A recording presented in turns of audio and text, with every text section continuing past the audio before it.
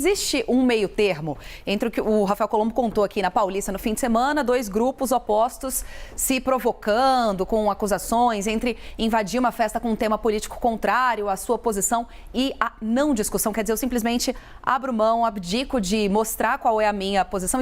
Não deveria existir ao menos um meio termo entre essas duas situações, hein, Mulica?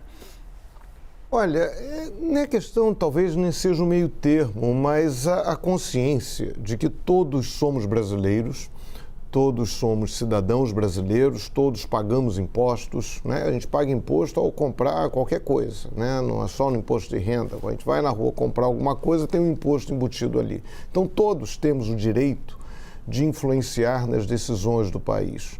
Então, é normal que haja divergências, é importante que haja divergências. A democracia, ela vive da divergência. Consenso é só em ditadura, né? Que tem o falso consenso, quando uma força se impõe ameaçando, matando, torturando. A democracia é o espaço da discussão, do dissenso, dos adversários. E o problema é que, de um tempo para cá, adversários passaram a ser encarados como inimigos. A gente eu acompanho aí todas as eleições da redemocratização para cá. Houve aquele momento muito tenso em 89, a primeira eleição, o segundo turno, né, entre Collor e Lula, foi muito disputado, havia eventualmente até um choque ou outro, mas nada se compara ao que a gente está vivendo hoje. Depois a gente teve ali aquele período de PSDB e PT, né, o Fernando Henrique ganhando 2 vezes no primeiro turno, o PT ganhando depois, teve aquela disputa com Aécio e Dilma que foi muito acirrada, né, o PSDB chegou a ir à Justiça Eleitoral, questionou as próprias urnas eletrônicas, né, a prioridade disso cabe ao PSDB, né, quando o Aécio se recusou a aceitar a derrota. Mas, enfim, isso ficava no campo do adversário. Eu não gosto de você, eu penso diferente, eu quero assim, eu quero daquele jeito. Isso é normal e é necessário na democracia. É fundamental que haja oposição. Nenhum presidente pode achar que está acima de todos. O problema é a ideia do inimigo, do adversário virar inimigo. E isso se radicalizou muito. Muita gente fala, mas o PT dividiu o país entre eles e nós. Sim, havia esse discurso, mas o PT nunca falou em metralhar, em fuzilar os adversários. Isso chegou a ser um outro patamar, né? A partir do momento da campanha do presidente Jair Bolsonaro e da própria eleição dele e o discurso dele. A gente vê que o presidente Bolsonaro jamais fez um discurso no sentido de se colocar como um presidente de todos os brasileiros, né? Que é o padrão, né? O cara ganha a eleição, fala, olha, eu sou agora presidente de todos os brasileiros. Bolsonaro nunca fez isso. E ele investe muito nessa radicalização.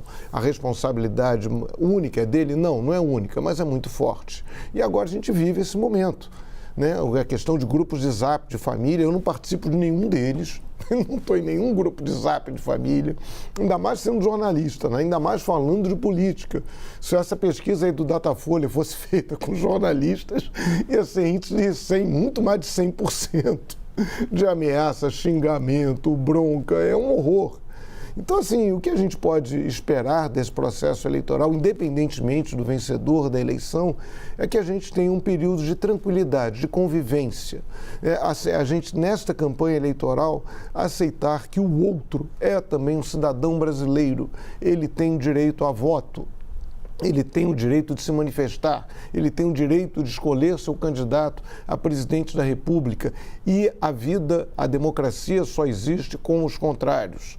Então vamos torcer, já tivemos esse episódio terrível, essa tragédia lá em Foz do Iguaçu, o assassinato daquele petista, mas que vamos torcer para que isso não volte a ocorrer. E é fundamental, polícia, Ministério Público, Justiça sejam muito duros nas punições. E a gente tem uma capacidade de respeitar o outro, que isso na eleição que isso ao longo da campanha eleitoral seja observado e que depois, havendo um vencedor, haverá um vencedor, esse resultado seja respeitado e a gente possa ter um processo aí quase até de reconciliação nacional. Reconciliação, não é todo mundo ficar dando as mãos, não, a gente vai apoiar, não, a oposição tem que fazer oposição, né? Todo mundo, independentemente do presidente que for eleito, ele vai ter que ser criticado a partir do primeiro momento, que é essa a lógica da democracia, mas que a gente conviva. Como eu costumo dizer sempre, não dá para mandar metade do país para Cuba, nem a outra metade para Miami, nem cabe todo mundo lá.